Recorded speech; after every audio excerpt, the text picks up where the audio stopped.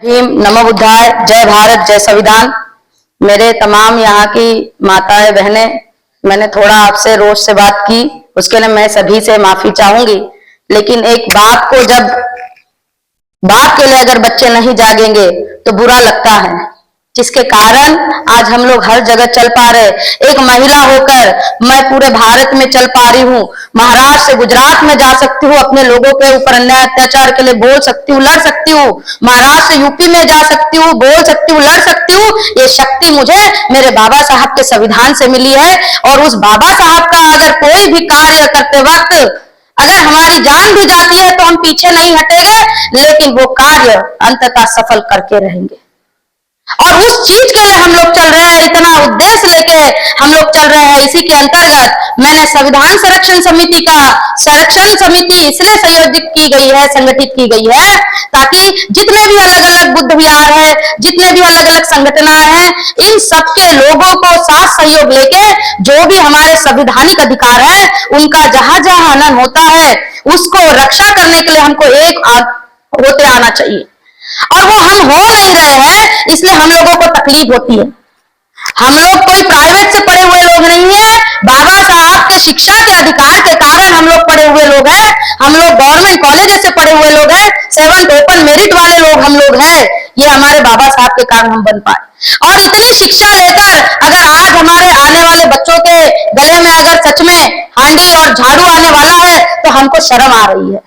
हमको शर्म आ रही है, इसलिए पिछले 10 सालों से जब हमने पढ़ाई की उसके बाद से हमने नौकरी नहीं की, हमने अपने समाज को अपना परिवार माना है। इसलिए हर लोगों के घरों में हम जहां रहते वही अपना परिवार मानते हैं, उनकी मुसीबत को अपने मुसीबत मानते हैं। जो हमारे महापुरुषों ने हमारे लिए इतना जान दे सके, फिर भी बोलती कि फिर भी तू भागेगा जब हम सच्चाई बताएंगे कि तुझ में और हम में क्या फर्क है। इसीलिए तमाम महिलाओं को मैं अपील करूंगी कि अपने अंदर एक जिंदा दिल होके अपने महापुरुषों को बिल्कुल अपना अपमान मत होने दीजिए। उनके इज्जतों का सम्मान रखते हुए हमको इस महारैली में शामिल होना है। और यहाँ से हमने पूरे नागपुर का जो मंडल है, यानी नागपुर में जितने जिले आते हैं उसमें वर्धा जिला भी आता है आपका, तो इसलिए हर गांव से अगर 50 तो एक तहसील में 100 गांव होते हैं। अगर 100 उससे ज्यादा भी होते, लेकिन हमने एवरेज 100 पकड़ा, 100 × 50 तो आपके 5000 लोग ऐसे ही हो गए, है ना। तो ये एक तहसील का हो गया। एक जिले में 6 तहसील होते हैं, तो एक जिले में 6 तहसील होते हैं, मतलब ये 5000 × 6 कर दो तो 30,000 लोग हो गए। तो एक जिले से अगर 30 लोग निकले तो 6 जिलों से कितने हो गए? 90,000 हो गए, 1 लाख लोग, है ना। तो इतना चरणबद्ध तरीके से, और हर लोग में 5 लोग अपने होंगे, तो कोई हमें गुमराह कर पाएगा क्या? नहीं। कोई हमारे भीड़ को भीड़ समझ के अगर उसने समझा तब भी हम भीड़ रहेंगे क्या? नहीं। हम लोग जुड़े हुए हर एक क्लास के लोग होंगे, है ना, क्योंकि हर 50 में हमारे 5 खुद के लोग होंगे जो हमें प्रोटेक्ट करने वाले होंगे। उसको गाइड हम लोग करेंगे, वो हमसे कंटिन्यू संपर्क में रहेंगे। इससे क्या होगा? हमारे पैसों का जो साधन से हम लोग जाने वाले, जैसे हम ट्रेनों से जाएंगे तो जो भी ट्रेनों से जाएंगे तो हमारे कोई भी साधन संपत्ति का नुकसान नहीं होगा। दूसरी बात, अगर हम वहां पहुंचते भी हैं तो वहां पे तो वैसे भी हमारे लोग का ये करे, तो जो हम लोग धम्म का दान इस बार जो 14 अप्रैल हम लोग करने वाले हैं, उस 14 अप्रैल के पैसे को हमको डीजे बीचे में खर्च नहीं करना है। इसलिए मैं कह रही हूँ कि महिलाओं को आगे आना पड़ेगा और महिलाओं को अपने हक अधिकारों के लिए लड़ने के लिए बताना पड़ेगा कि इस बार 14 अप्रैल के बाद हमको कहां पहुंचना है? बुद्धगया पहुंचना है। तो हमारी 14 अप्रैल एक तरह से क्या है कि जब हम अपने बाबा साहब के धम्म को बचाएंगे, वही तो उनकी 14 अप्रैल होगी, वही तो उनकी 14 अप्रैल है। और मैं चाहती हूँ मेरी तमाम ये महिलाएं उस 14 अप्रैल को मनाएंगी। ये 14 अप्रैल तो है मैं हमारा बाप जन्मा, 14 अप्रैल तो है मैं हमारा बाप जन्मा, लेकिन उसने जो अपना खून पसीना बहा के वो धम्म हासिल किए, वो धम्म को हम पुनः हासिल करके रहेंगे। और उसके लिए मैं तमाम महिला से एक बार पुनः अपील करती हूँ, और आप सब लोग इसी हिम्मत और हौसले के साथ वहां आएंगे। बाकी की जो प्रक्रिया है राकेश उड़कुड़ जी आपको बताएंगे। आप में से कोई भी 5-10 महिलाएं जुड़ के अपना एक यहाँ के बथुड़ा का ग्रुप बनाए और तमाम लोग इनके संपर्क में रहे। जैसे जैसे मार्गदर्शन किया जाएगा उस तरह से ही अपने को साधे संचालित करना है। और मैं जिम्मेदारी लेती हूँ, मैं उस लोगों को, तमाम लोगों जितने भी जाएंगे, जो हमारे संविधान संरक्षण समिति में जाएंगे, उनका संरक्षण भी हम करेंगे।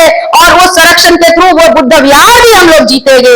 जो लोग आंदोलन कर रहे हैं वो आंदोलन को सफल भी करने का काम हमारे संविधान संरक्षण समिति के थ्रू पूरे जिंद जहां से किया जाएगा। आप ने मेरी बनी और अभी जो शुरू होने वाले अपने हौसला के लिए मैं आई हूँ कि अगर आपकी बच्ची कर सकती है तो आप भी कर सकती है।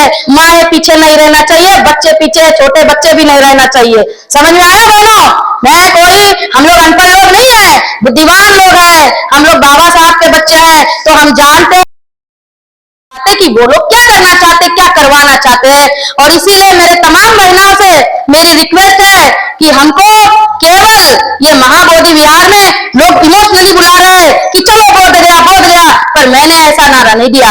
मैंने कहा मैं हर गांव जाऊंगी, हर लोगों को समझाऊंगी और बताऊंगी कि हमको चलना तो है लेकिन हमको प्लानिंग से चलना पड़ेगा, क्योंकि वो धीरे धीरे युद्ध भूमि बनते जा रही है। जैसे भीमा कोरे गांव में हुआ था, 10 लाख लोग उसके हम आई विटनेस हैं। जब भीमा कोरे गांव 2018 में दंगा कराने की कोशिश हुई, हजारों महिलाओं को हम लोग पैदल लेके डायरेक्शन देके चले, नहीं तो उसी वक्त उन लोगों के ऊपर अटैक हो सकता था। सब जगह पुलिस सब कुछ लगा के रखा गया था, रास्तों पे अंधेरा था, हमारे लाखों लोगों को मारने का प्लानिंग करते हैं ये लोग। ऐसे में हम अपने महिलाओं को कैसे वहां पे तुरंत भेज दे?